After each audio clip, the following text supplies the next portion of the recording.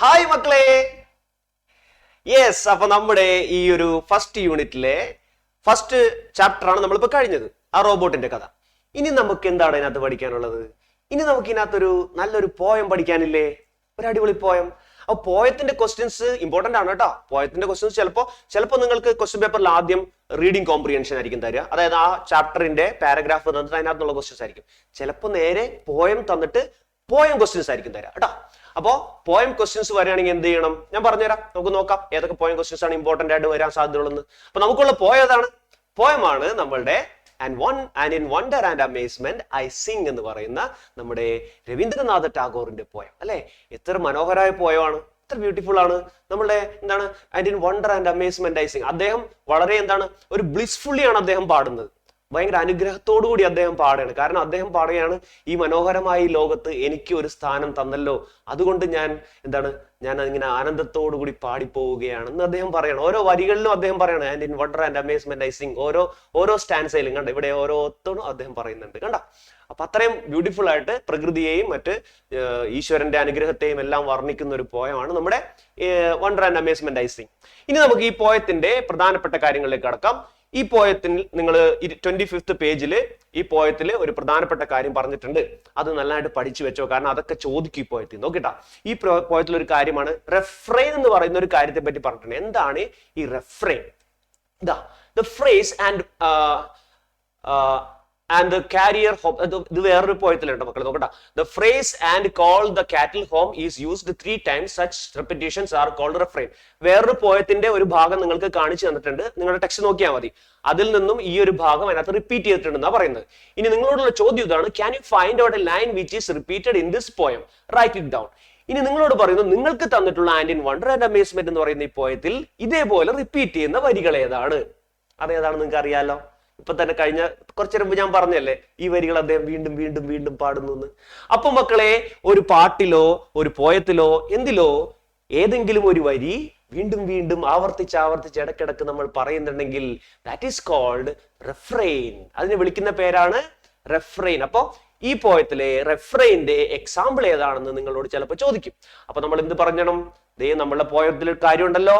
എവിടേക്കാണ് പറഞ്ഞിരിക്കുന്നത് റെഫ്രെയിന്റെ? And in wonder and amazement I sing കണ്ട.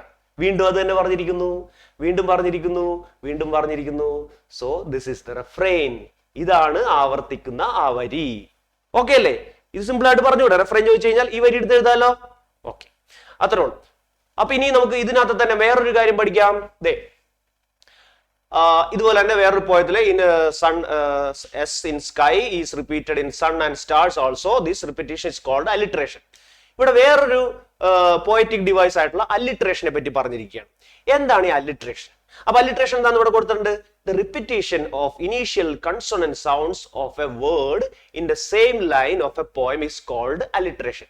In the same line of a poem, ഒരു പോയത്തിന്റെ ഒരു വരിയിലെ 2 അല്ലെങ്കിൽ 3 വാക്കുകളുടെ തുടക്കം ഒരേ അക്ഷരത്തിലാണെങ്കിൽ അതിനെ വിളിക്കുന്ന പേരാണ് അലിട്രേഷൻ. കണ്ടോ, റിപ്പീറ്റ് ചെയ്ത് ഒരേ കൺസോണന്റ് സൗണ്ട് തന്നെ റിപ്പീറ്റ് ചെയ്ത് വരികയാണെങ്കിൽ അതിന്റെ അർത്ഥം അലിട്രേഷൻ. ഉദാഹരണമായിട്ട് ഞാൻ പേര് പറയട്ടെ, ചാർലി ചാപ്ലിൻ. ചാർലി ചാപ്ലിൻ എന്ന് പറഞ്ഞു കഴിഞ്ഞാൽ ആ പേരിന് എന്താണ് പ്രത്യേകത ഉള്ളത്? ചാർലി എന്ന് പറയുന്ന ആ വേർഡ് തുടങ്ങുന്നത് ച, ചാപ്ലിൻ എന്ന് പറയുന്ന ആ വേർഡ് തുടങ്ങുന്നത് ച. കണ്ടോ, ഒരേപോലെ റിപ്പീറ്റ് ചെയ്ത് വരുന്നില്ലേ? ച ച.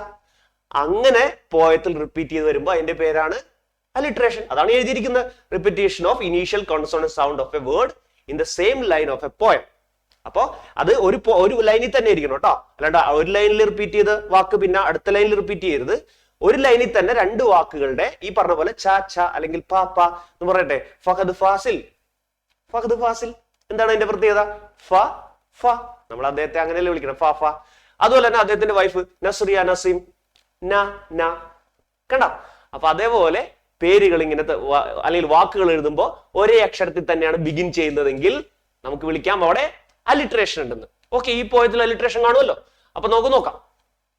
അതേ നോക്കിയേ, the sky is full of sun and stars. അവിടെ അലിട്രേഷനിലെ sky is full of sun and stars. സ്കൈയിലെ സ്, സണ്ണിലെ സ്, സ്റ്റാർസിലെ സ്. കണ്ടോ? ഓക്കെ അല്ലേ? അതുപോലെ താഴേക്ക് നോക്കിയേ, while walking in the woodlands. വൈലിലെ വ, വാക്കിംഗിലെ വ, വുഡ്ലാൻഡ്സിലെ വ കണ്ട ഒരേപോലെ റിപ്പീറ്റ് ചെയ്ത് വരുന്നില്ലേ തുടക്കത്തിലെ അക്ഷരം, അതാണ് അലിട്രേഷൻ. ഇത് ഇവിടെ നോക്കിയാൽ നമുക്ക് കാണാൻ പറ്റും എന്താണ് maddened my mind കണ്ടോ, they have all maddened my mind. കണ്ടോ എം ആദ്യത്തെ അക്ഷരം റിപ്പീറ്റ് ചെയ്ത് വരുന്നുണ്ടോ. അതേപോലെ ഗിഫ്റ്റ്സ് ഓഫ് ഗ്ലാഡ്നെസ് കണ്ടോ ഗ അത് റിപ്പീറ്റ് അല്ലടാ. So these are the examples of alliteration കേട്ടോ. അപ്പൊ ഈ അലിട്രേഷന്റെ എക്സാമ്പിൾ ഇതിനകത്ത് ഈ പോയത്തിൽ നിർത്തി ചോദിച്ചാൽ ഏത് പോയത്തിന്റെ ഏത് ഭാഗമാണ് തരുന്നത് നോക്കണം കേട്ടോ. ചിലപ്പോൾ ഈ 2 സ്റ്റാൻസ് തന്നിട്ട് ചോദിക്കുകയാണെങ്കിൽ നിങ്ങൾ അലിട്രേഷൻ എവിടെ നിന്ന് എഴുതണം, ഏറ്റവും മുകളിലത്തെ സണ്ണ് സ്റ്റാർസ് എന്നൊക്കെ എഴുതണം. ഇനി ഇവിടത്തെ ഈ ഭാഗമാണ് നിങ്ങൾക്ക് പോയം തന്നിരിക്കുന്നെങ്കിലോ അപ്പൊ എന്ത് ചെയ്യണം, ഈ ഭാഗത്തുനിന്നുള്ള ഈ മാഡൻഡ് മൈ മൈൻഡോ അല്ലെങ്കിൽ ഗിഫ്റ്റ്സ് ഓഫ് ഗ്ലാഡ്നെസ്സോ എടുത്തെഴുതണം ഉദാഹരണമായിട്ട് കേട്ടോ. അപ്പോ അലിട്രേഷൻ ചോദിച്ചു കഴിഞ്ഞാൽ ഇത് അല്ലെങ്കിൽ ഇത് ഏത് ഭാഗമാണോ പോയത്തിൽ തന്നിരിക്കുന്നത് അതെടുത്തിട്ട് അത് എഴുതണം. ഓക്കെ, അലിട്രേഷൻ വളരെ എളുപ്പമാണ് കേട്ടോ, ഇങ്ങനെ നോക്കിയാൽ മതി സംഭവം.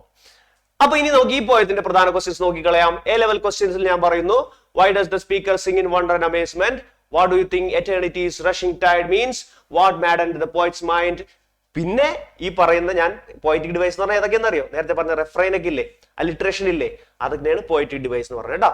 അപ്പൊ അതും ചോദിക്കും എ ലെവൽ ക്വസ്റ്റ്യൻ ആയിട്ട് കേട്ടോ. ഇനി ബി ലെവൽ ക്വസ്റ്റ്യൻ നോക്കിക്കേ. Pick out the worldly wonders described in the poem. Why does the speaker prick his ears, open his eyes and bare his heart? What do you think the poem means by in the midst of the known I have sought the unknown? അതൊരു പ്രധാന important ചോദ്യമുണ്ട് ആ പോയത്തിൽ കേട്ടോ, വളരെ നല്ലൊരു ചോദ്യമാണ്. എന്താണ് in the midst of the known I have sought the unknown എന്ന് വെച്ച് കഴിഞ്ഞാൽ അറിവിന്റെ ഉള്ളിൽ ഞാൻ അറിവില്ലായ്മയെ കണ്ടെത്തി എന്ന് പറയുന്നത് കേട്ടോ. അൺനോണിനെ ഞാൻ കണ്ടെത്തി എന്ന് പറയുന്നത് ഭയങ്കരമായ ഇൻസൈറ്റ് ഉള്ള ഒരു തോട്ട് തരുന്ന ഒരു ചോദ്യമാണ് കേട്ടോ. ഓക്കെ, സി ലെവൽ ക്വസ്റ്റ്യൻ ആയിട്ട് നമുക്ക് റിഫ്രെയിൻ, റൈമിംഗ് വേർഡ്സ് ഇതൊക്കെ നമുക്ക് എടുക്കാം കേട്ടോ. ഓക്കെ മക്കളെ, അപ്പൊ നമ്മുടെ ഈ പോയത്തിന്റെ ചോദ്യങ്ങളും ഈ പോയത്തിൽ ഇമ്പോർട്ടന്റ് ആയിട്ടുള്ള ഒരു കാര്യമാണ് ഞാൻ പറഞ്ഞു തന്നത്. അപ്പൊ ഈ പോയം നന്നായിട്ട് പഠിക്കുക, ഇതിലെ ചോദ്യങ്ങൾ വരാൻ സാധ്യതയുണ്ട് കേട്ടോ. ഇന്ന് നോക്കൂ, നമ്മൾക്ക് മറ്റേ രണ്ടാമതൊരു പോയം വരുന്നുണ്ട്, ഞാൻ പറയുന്നു ഈ പോയത്തിന് കൂടുതൽ ഇമ്പോർട്ടൻസ് ഉണ്ട് കേട്ടോ നിങ്ങളുടെ എക്സാമിന് വരുന്നതിൽ കേട്ടോ. ഓക്കെ, അപ്പൊ നമുക്ക് ഈ ഒരു വീഡിയോ കൂടി തൽക്കാലത്തേക്ക് അവസാനിപ്പിക്കാം. നമുക്ക് ഇനി 3ാമത്തെ ചാപ്റ്ററിലേക്ക് കടക്കാം കേട്ടോ. അത് അടുത്ത വീഡിയോയിൽ കാണാം. ബൈ.